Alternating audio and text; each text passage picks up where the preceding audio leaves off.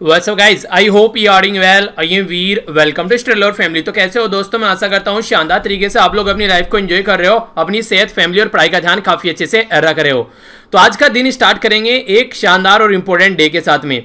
जब भी मैं इस डे के बारे में सोचता हूं तो मुझे हमेशा एक कहावत याद आती है कि एक माँ बाप मिलकर 100 बच्चों को पाल लेते हैं, पर लेकिन 100 बच्चे मिलकर भी एक माँ बाप को प्रॉपर उनके बुढ़ापे में साथ नहीं दे पाते हैं। और ये आप लोगों ने अपने आसपास भी देखा होगा, ऐसा नहीं है कि बहुत दूर की बातें बता रहा हूं, क्योंकि कंडीशन आप लोगों को ये देखने को मिलती है। तो जो ग्लोबल डे ऑफ पेरेंट्स है यहाँ पर, ये बेसिकली रेस्पॉन्सिबिलिटी बताता है यहाँ पर पेरेंट्स की, किस तरीके से बच्चों को पालते हैं और उसके बारे में चीजें यहाँ पर एक तरीके से रेस्पेक्ट भी एक काफी ज्यादा जुड़ी होती है, पर्टिकुलर आप लोग देखेंगे पेरेंट्स के साथ में। क्योंकि पृथ्वी पर जो पेरेंट्स हैं वो यहां पर उनका ओहदा जो है भगवान और गुरु से भी ऊपर रखा गया है। उसका रीजन क्या है? उसका रीजन ये कि पेरेंट्स जो होते हैं उसमें अगर आप लोग बात करें खासकर मदर की, तो वो सबसे पहले टीचर होती है। तो वो हमको टीचर तक का रास्ता दिखाती है। जब बच्चे टीचर के पास आ जाते हैं तो टीचर हमको मोक्ष की प्राप्ति कराते हैं और भगवान तक का रास्ता दिखाते हैं। तो पेरेंट्स सबसे ऊपर आते हैं, फिर टीचर आते हैं और फिर भगवान आते हैं। ऐसी कहावत मैंने सुनी है कहीं पर, तो उसी के बेस पर मैं आप लोगों को बता रहा हूं। और इसके पीछे तर्क भी आप लोग देखते हैं कि पेरेंट्स जो है वो आप लोगों को मास्टर तक का रास्ता दिखाता है और मास्टर आप लोगों को भगवान तक का, यानी कि आप लोग मोक्ष की प्राप्ति आप लोग जिसको बोलते हैं नॉर्मली, तो वो ज्ञान होता है एक तरीके से बोला जाए तो, ठीक है। तो उसके बारे में यहां पर इसीलिए आप लोगों को, पेरेंट्स को हमेशा, अगर आप लोग बोलते हैं ना कि यहां पर घूमने जाना है, ये तीर्थ स्थान देखना है या फिर कहां पर जाना है, सबसे अच्छे हैं पेरेंट्स। अगर पेरेंट्स की सेवा आप लोग कर पाते हो तो उससे अच्छी चीज धरती पर कुछ भी नहीं है।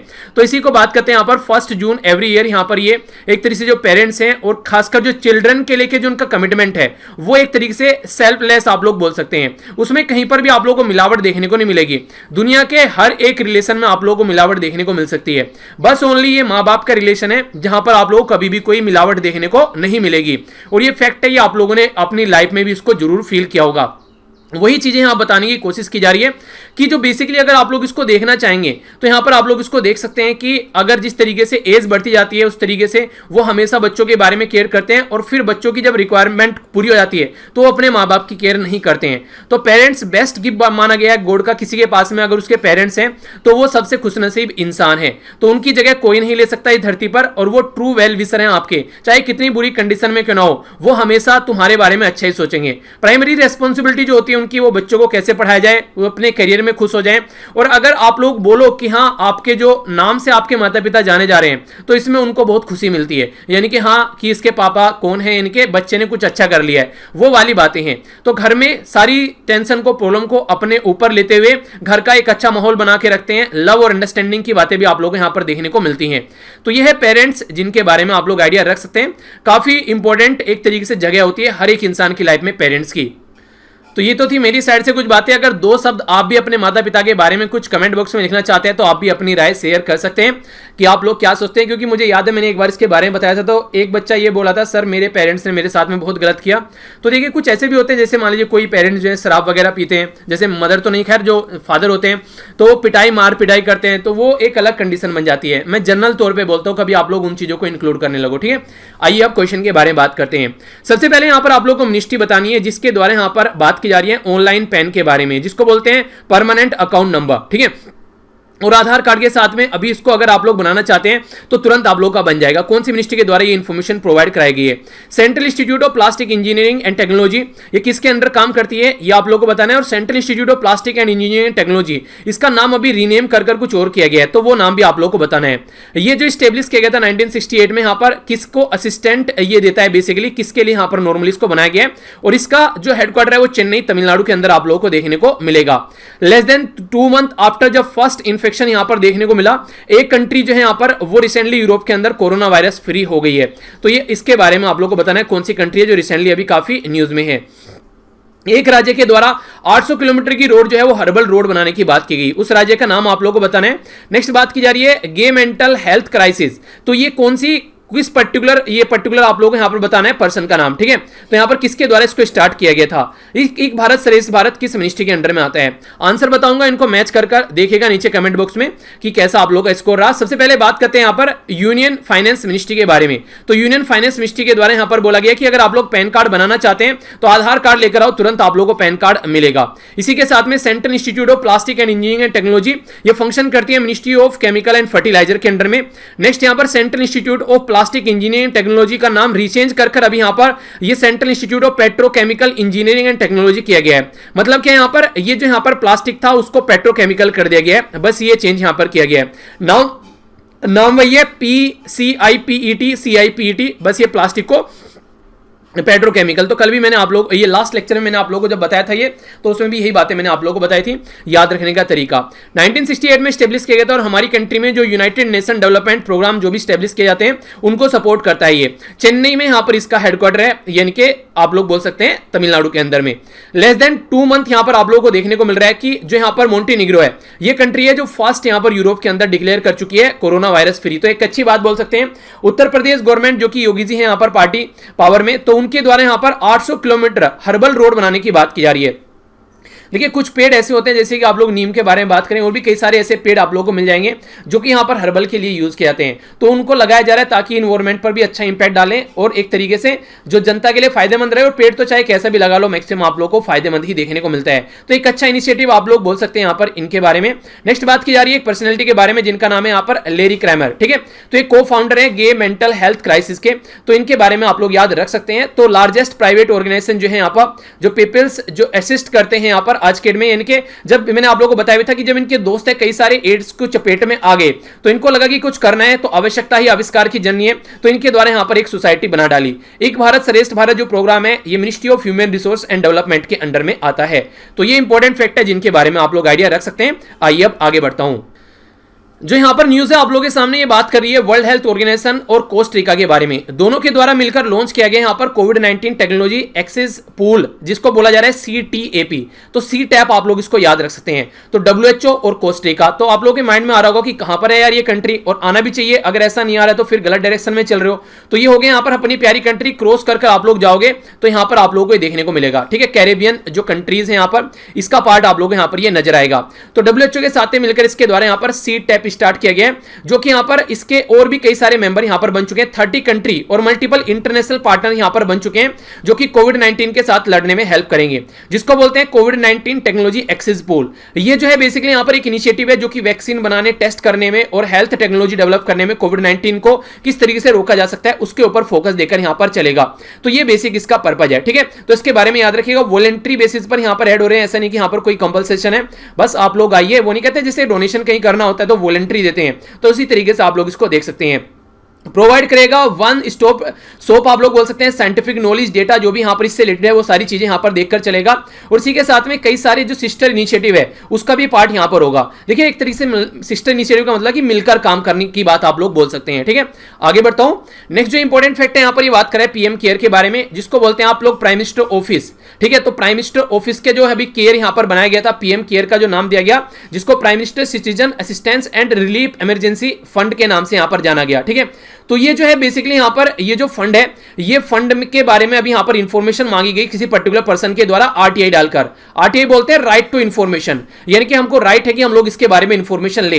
तो यहां पर गवर्नमेंट के द्वारा यानी कि PMO के द्वारा ये बोलकर मना कर दिया गया कि ये जो फंड होता है ये पब्लिक ऑथोरिटी के अंडर में नहीं आता है, यानी कि एक तरीके से ये पब्लिक ऑथोरिटी नहीं है कि हम लोग को इसके बारे में बताना पड़ेगा। मुझे ये पढ़कर हंसी आ गई, मैंने कहा पब्लिक का फंड पब्लिक ऑथोरिटी नहीं है यानी कि पब्लिक से लिया फंड और लोग पूछ रहे हैं कि कैसे आप लोग इसको फंड को क्रिएट कर रहे हो, कैसे ऑपरेट कर रहे हो, उसके बारे में इंफॉर्मेशन बताओ। तो यहां पर ये बोल के मना कर दिया कि इसकी पब्लिक ऑथोरिटी नहीं है, ये इसके अंडर नहीं आता है। और PMO ने बोला कि सुप्रीम कोर्ट यहां पर बोलता है कि ऐसे ही किसी भी के बारे में आकर आप लोग इंफॉर्मेशन यहां पर नहीं ले सकते, ये गलत चीज होती है। ये तो मुझे पढ़कर ही हंसी आ गई। मैंने कहा पब्लिक से किए गए फंड को पब्लिक अगर पूछ रही है कि पैसा कहां है भैया, तो उसके लिए बताने के लिए तैयार नहीं है। तो ये काफी इंटरेस्टिंग लगा मुझे। आप लोग इसके बारे में क्या राय रखते हैं, आप लोग अपनी राय बता सकते हैं। फुल फॉर्म जैसे मैंने आप लोगों को अभी बताया यहां पर prime minister citizen assistant and relief in emergency situation fund, PM care का नाम दिया गया। 28 मार्च को यहां पर इसको क्रिएट किया गया कोविड-19 से लड़ने के लिए। प्राइम मिनिस्टर इसके चेयरपर्सन होते हैं, इसके बारे में मैंने आप लोगों को बताया था। तो यहां पर इसके साथ में क्वेश्चन क्या बन सकता है PM केयर से, PM केयर का हेडक्वार्टर कहां है, ये इसका न्यू दिल्ली में हेडक्वार्टर देखने को मिलेगा। इसके मेंबर कौन है, तो मेंबर यहां पर आज की डेट में है होम मिनिस्टर, फाइनेंस मिनिस्टर और defence minister. Home minister Amit Shah, finance minister Nirmala Sitharaman और डिफेंस मिनिस्टर राजनाथ सिंह जी। तो ये यहां पर मेंबर हो गए और लीडर हो गए यहां पर हमारे प्राइम मिनिस्टर जी। तो टोटल मिलाकर 4 मेंबर यहां पर हो गए, ठीक है। तो ये इसके बारे में आप लोग आइडिया रखेगा। और कॉर्पोरेट सोशल रेस्पॉन्सिबिलिटी जो होती है, जिससे शॉर्ट फॉर्म में आप लोग CSR बोलते हैं, ठीक है, कॉर्पोरेट सोशल रेस्पॉन्सिबिलिटी। तो वो जो डोनेशन यहां पर जाता था उसको बोला गया था कि वो यहां पर एग्जेम्प्ट किया जाएगा टैक्स से, यानी कि उसके ऊपर कोई टैक्स नहीं लगेगा। इसी के चलते कई सारे राज्य जो थे वो सामने निकल कर आए कि प्राइम मिनिस्टर केयर के लिए ही क्यों, ये स्टेट में जो यहां पर चीफ मिनिस्टर केयर है उसके अंदर कोई पैसा क्यों नहीं डाल सकते, उसमें भी तो सपोर्ट प्रोवाइड करा सकते हैं, पर लेकिन उसको टैक्स से एग्जेम्पशन नहीं दिया गया। उसके चलते काफी कंट्रोवर्सी देखने को मिली थी। तो आप लोग इसके बारे में क्या यार राय रखते हैं, आप लोग अपनी राय नीचे कमेंट बॉक्स में बता सकते हैं। आइए आगे बढ़ता हूं।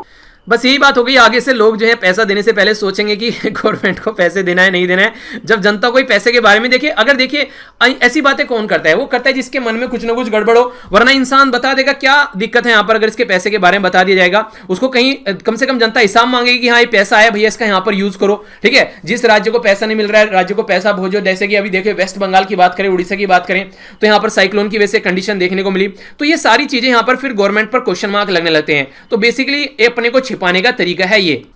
नेक्स्ट जो यहां पर ये काफी इंपॉर्टेंट न्यूज आप लोग बोल सकते हैं, यहां पर बात की जा रही है union minister for electronics and IT, ठीक है। तो इनके द्वारा नेशनल प्रोग्राम फॉर यूथ, जिसको बोला गया responsible artificial intelligence for youth. Artificial intelligence क्या होती है, जब यहां पर मशीन के थ्रू यहां पर सारे काम किया जाता है और मशीन इंसानों की तरीके से काम करने लगती है, उसको आर्टिफिशियल इंटेलिजेंस आप लोग बोलते हैं। ये यहां पर एक तरीके से आर्टिफिशियल इंटेलिजेंस जो है वो हेल्प करती है रिड्यूस करने के लिए स्किल गैप, और इसी के साथ में यूथ के लिए एक मीनिंगफुल इंपैक्ट डालती है यहां पर सोल्यूशन जो भी प्रॉब्लम की यहां पर यूथ से रिलेटेड होती है। तो यहां पर प्रोग्राम जो है बेसिकली क्रिएट किया जा रहा है। National e governance division, ministry of IT collaborate कर रही है यहां पर department of school education and literacy, ministry of MHRD यानी कि ministry of human resource and development. तो यहां पर दो मिनिस्ट्री का तो नाम आप लोग याद रखिएगा कम से कम, ministry of electronics and IT यानी कि इंफॉर्मेशन एंड टेक्नोलॉजी, और यहां पर ministry of human resource and development, ठीक है। तो ये जो प्रोग्राम है ये स्टूडेंट्स के लिए ओपन किया जा रहा है 10th से लेकर 12th तक का। सेंटर और स्टेट लेवल पर जो KVS, NVS और जो NVS जो स्कूल है हमारी कंट्री के अंदर में, उनमें यहां पर एजुकेशन प्रोवाइड कराई जाएगी। देखिए बेसिक पर्पज क्या है, आने वाले टाइम में मशीन का बहुत बड़ा रोल रहने वाला है। जैसे कि एक अकेला पर्सन बैठकर 40-50 हजार लोगों को पढ़ा रहा है आसानी से, ठीक है। तो ये क्या है, टेक्नोलॉजी है। तो टेक्नोलॉजी बहुत बड़ा रोल प्ले करने वाली है आने वाले टाइम में। तो जिसके पास में स्किल होगी वही सर्वाइव कर पाएगा। इसीलिए यहां पर बहुत सारे लोग जो हैं, ये भी रीजन है कि टेक्नोलॉजी का यूज होने लगा, लोग जो है वो बेरोजगार होने लगे।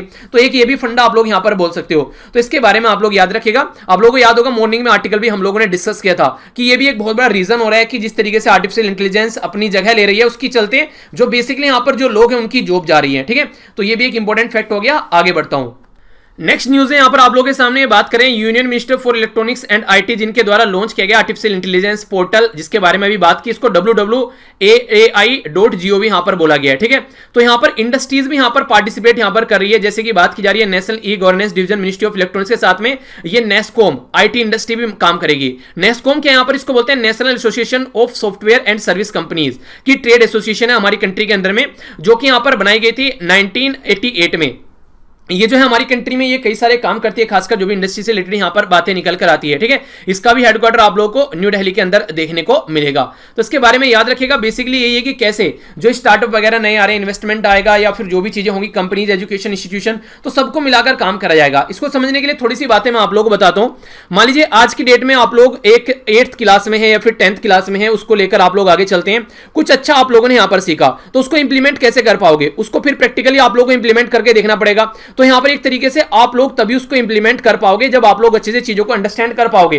तो फिर यहां पर जो सीख लिया वो आगे चीजें आप लोग इंप्लीमेंट करते हुए चले जाते हैं। तो इस तरीके से ये पूरा एक प्रोसीजर बन जाता है, ठीक है। तो इस तरीके से आप लोग इसके साथ में कनेक्ट रह सकते हैं। यानी कि बचपन में बोलते हैं कि कोई भी चीजें सीख लो तो हमेशा काम आती है। एजुकेशन एक ऐसी चीज है जो कभी बर्बाद नहीं जाती। तो वही पैटर्न आप लोग यहां पर बोल सकते हैं। तो स्टार्टिंग से ही बच्चों को लेकर चलेंगे, फिर अच्छी स्किल होगी तो उनको जॉब भी मिल पाएगी। जॉब मिल पाएगी तो हमारी कंट्री में अच्छे से यहां पर चीजें हम लोग टैकल कर पाएंगे। बाहर की कंट्री के ऊपर डिपेंडेंसी कम रहेगी। रिसर्च एंड डेवलपमेंट हमारी कंट्री में अच्छा होगा।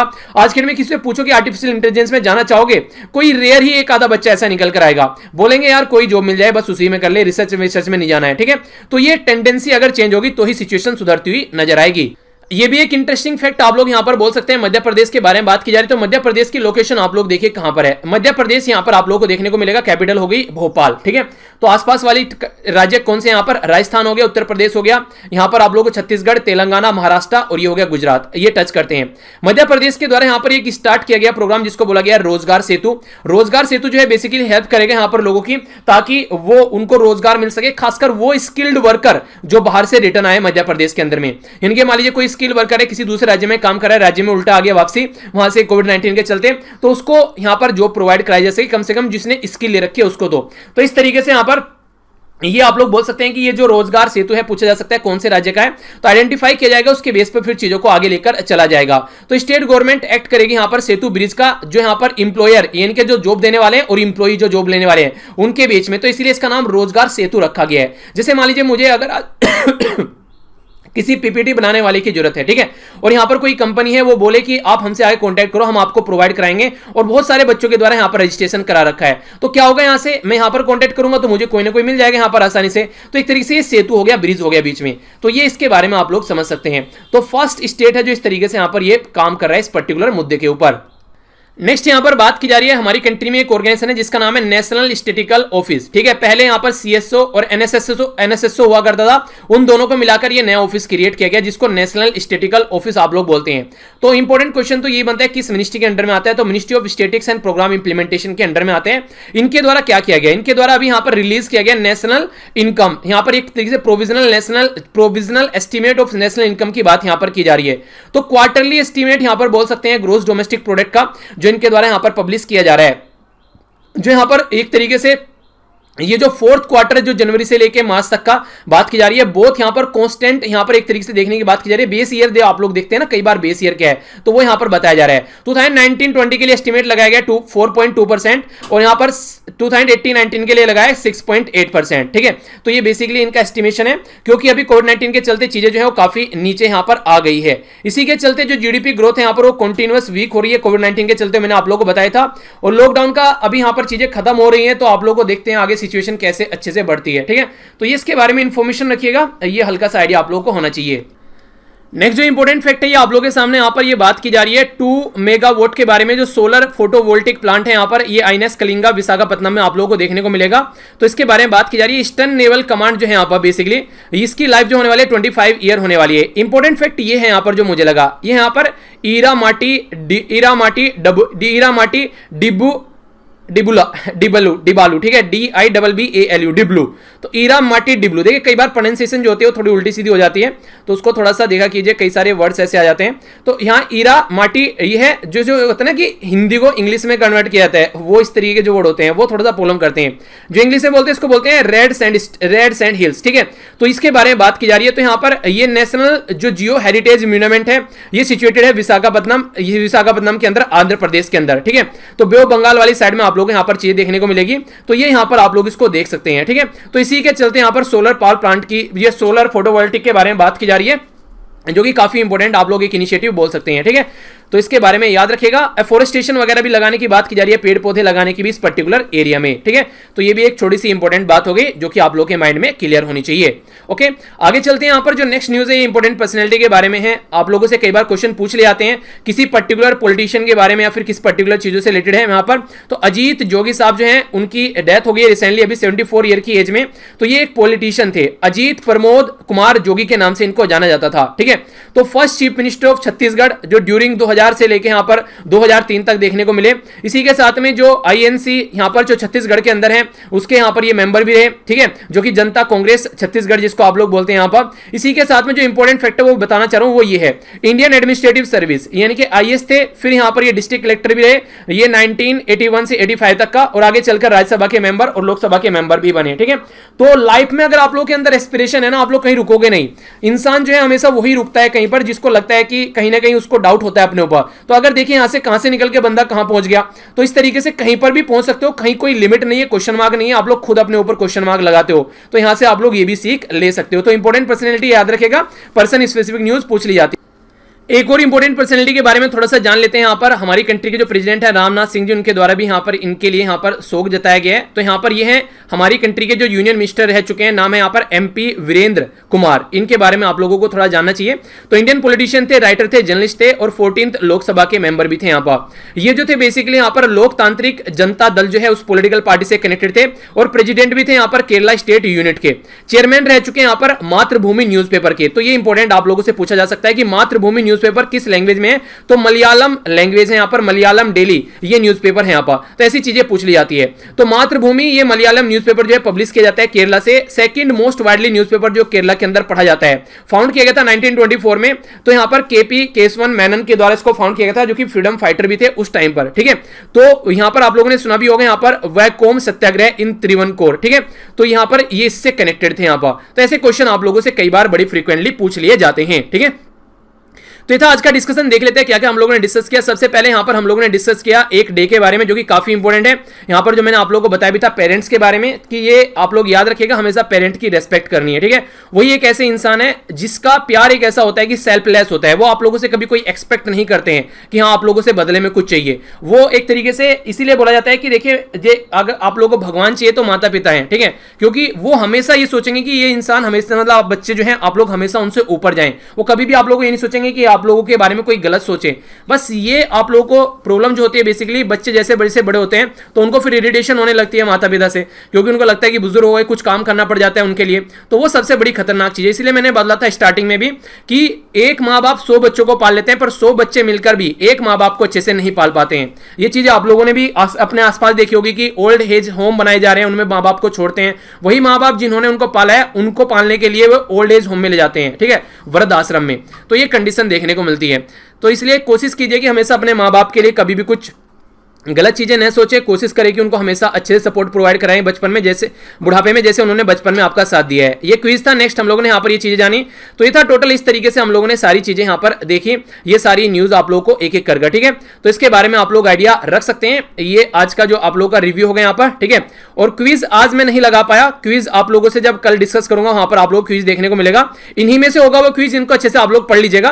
तो उसमें वहां पर कल जो लेक्चर स्टार्ट करूंगा स्टार्टिंग में आप लोग क्विज देखने को जरूर मिलेगा। ठीक है, तो मिलता हूं नेक्स्ट लेक्चर में। PDF यहां से जाकर डाउनलोड कर लीजिएगा। बड़ों को नमस्ते, छोटों को प्यार, छोटी सी लाइफ एंजॉय करो यार। तब तक के लिए जय हिंद। और हाँ, फीडबैक जरूर दिया करो। पसंद आता है तो लेक्चर लाइक करना है, पसंद नहीं आता तो डिसलाइक करने का भी पूरा है। डिसलाइक कर कमेंट बॉक्स में जरूर बताना डिसलाइक क्यों किया है, ताकि आने वाले लेक्चर में उसको इंप्रूव किया जा सके। ओके, तो thanks a lot for listening. जय हिंद।